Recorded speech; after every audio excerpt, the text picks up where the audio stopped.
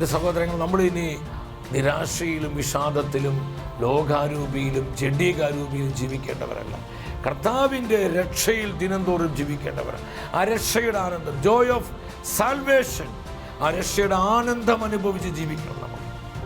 ഒരു വ്യക്തി കർത്താവിനെ കണ്ടുമുട്ടുമ്പോൾ ലഭിക്കുന്നൊരു ആനന്ദമുണ്ട്.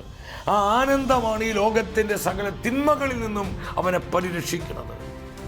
ദാവീദ് പറഞ്ഞില്ലേ സങ്കീർത്തനം 4:7, അവർക്ക് ധാന്യത്തിൻ്റെയും വീഞ്ഞിൻ്റെയും സമൃദ്ധിയിൽ ഉണ്ടായതിലേറെ ആനന്ദം എൻ്റെ ഹൃദയത്തിൽ എൻ്റെ കർത്താവ് നിക്ഷേപിച്ചിരിക്കുന്നു. ഈ ആനന്ദം ഏതാണ്? Joy of salvation. സഹോദരങ്ങളെ, അത് രക്ഷയുടെ ആനന്ദമാണ്. രക്ഷയുടെ ആനന്ദം. ഒരു വ്യക്തി കർത്താവിനെ കണ്ടുമുട്ടുമ്പോൾ, കർത്താവിൻ്റെ സാന്നിധ്യം അനുഭവിക്കുമ്പോൾ, ആ വ്യക്തിയുടെ ജീവിതം ആനന്ദം കൊണ്ട്, ആ രക്ഷ കൊണ്ട് നിറയുമ്പോൾ അതിൻ്റെ റിസൾട്ടാണ് ജോയ് ഓഫ് സാൽവേഷൻ. ഈ രക്ഷയുടെ അനുഭവത്തിൽ നമ്മൾ ജീവിക്കണം.